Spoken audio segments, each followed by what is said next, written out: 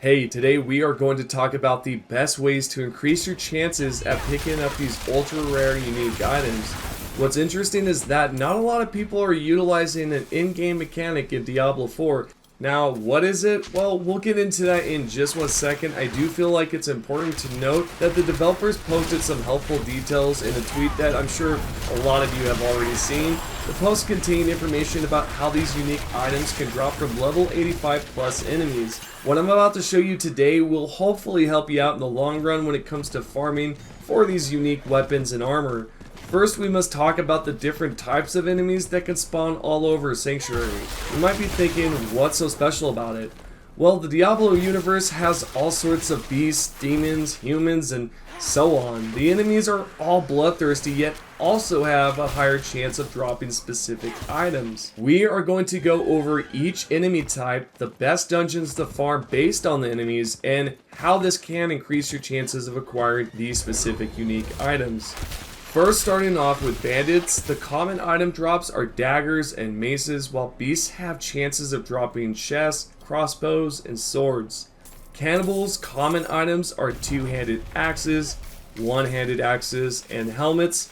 Cults are similar to bandits in terms of dropping daggers. The only difference is that there is also the chance of helmets. Continuing on a little bit more here, we have some scythes that can often drop from drowned enemies, as well as two-hand maces, pants, and boots.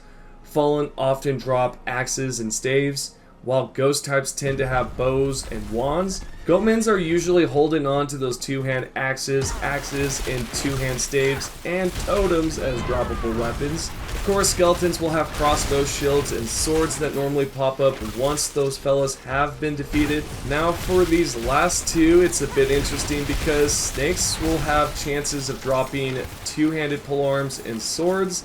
If you want to increase your sword chances, spiders often have chest-focused gloves and two-handed swords. And last but not least, vampires have bows, two-handed swords, and wands.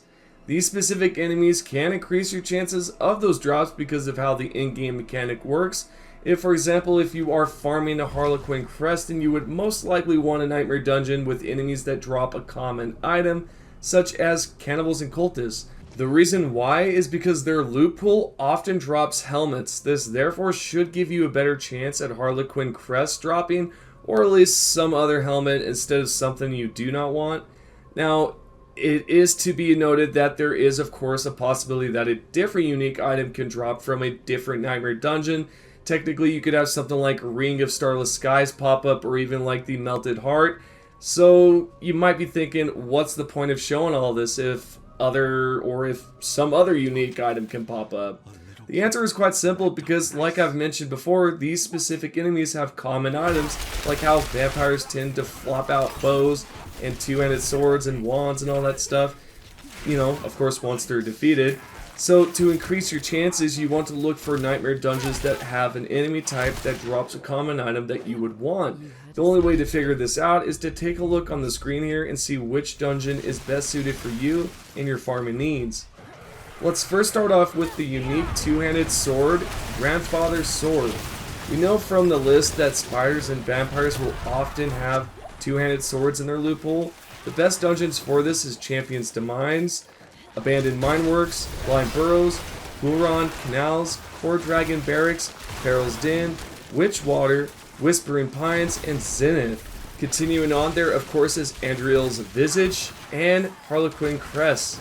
The dungeons recommendations are Conclave, Cultist Refuge, Serpent's Lair, Shadow's Plunge, Dark Ravine, and Earthen Wounds. These are the best dungeons solely based on the enemy types like cannibals and cultists. They often have helmets as droppable loot. Next up, the best spots to acquire a Doombringer's Sword is over there at Alderwood, Crusader Cathedral, Demon's Wake, Core Dragon's Barracks, Mallwood, Witchwater, Zinth, Black Asylum, Serpent's Lair, and Shadow Plunge. These dungeons are great because they contain enemies like werewolves, beasts, skeletons, and snakes, which notably drop swords. And at last we have Ring of Starless Skies and Melted Heart. The incredible thing about rings and amulets is that there is not an enemy currently in-game with set loot such as jewelry. So what can we do from here? Now, it can drop from any of the fellas within a dungeon. It for sure can. There are no limitations for this, so just go wild on pretty much any Nightmare dungeon.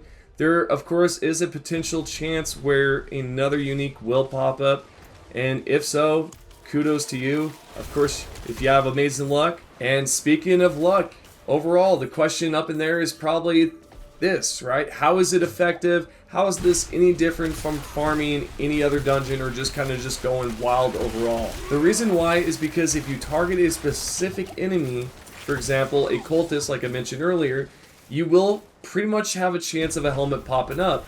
Now, can it pop up as a legendary or can it pop up as just a rare? Absolutely, there is definitely that chance. And on the other hand, there is the chance of a ultra rare unique item such as a Harlequin crest or Andriel's visage, something that you probably would like to try out. And you might be thinking, well, dang it, dude, the luck's pretty high up there, so how am I going to do this? You haven't even collected one, so how am I going to believe you? I know you're fair to think that way, and I'm not saying you're wrong. Okay, but you gotta hear me out here. I'm pretty much providing you an extra way, a better way of farming it, right? It's better off that you target a specific enemy than just kind of going out there wildly, hoping that the item that you want specifically will drop. And I've mentioned before that there is chances that another unique can pop up, but these enemies are set to drop those specific loot items. Whether it be helmets, swords, two-handed swords, whatever you want, right? This is what I highly recommend that you all try out and see if it helps you out at all when it comes down to picking up those ultra rare uniques. I'm sure it's still going to be a struggle because that rate, that drop rate, is pretty freaking low, man. I mean, some have compared it to lottery, right? So I don't know if that's pretty comparable. If it is, man, oh man, do the developers or someone over there at Blizzard needs to adjust that crap and flip it upside down to where it's a little bit higher, but nothing too crazy, right? Because it is supposed to be a unique item. At this point, they've made it pretty much extinct. I don't even know if it exists. It's like a fossil at this point. Alrighty, one more thing I'm going to show you before I head on out, and this is going to be one of the best XP spots that you can utilize, sort of early game, yet it's best if you're at tier 4 because this is where you are going to be able to gain about 800 to even 1 million XP from this dungeon right here, which is Alderwood. This location is great because of how condensed the enemies are, and not to mention there is a potential chance at grabbing those uniques. But of course, if you want to utilize what we just talked about earlier, then you will want to target specific Nightmare dungeons.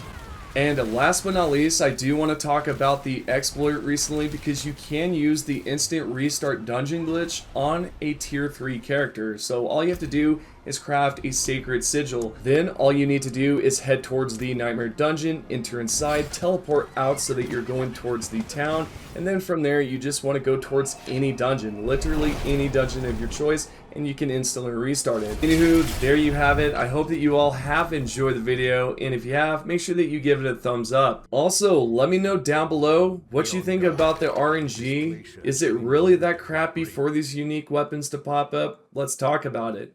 Thank you to everyone that is currently subscribed and is a member. If you're not currently subscribed, or this is your second or third time coming by, consider subscribing by clicking the red subscription button. It's completely free. You can also click on the notification bell so you can be notified for all. So if I upload a video, you'll be notified when it is present, or for example, a post, that as well.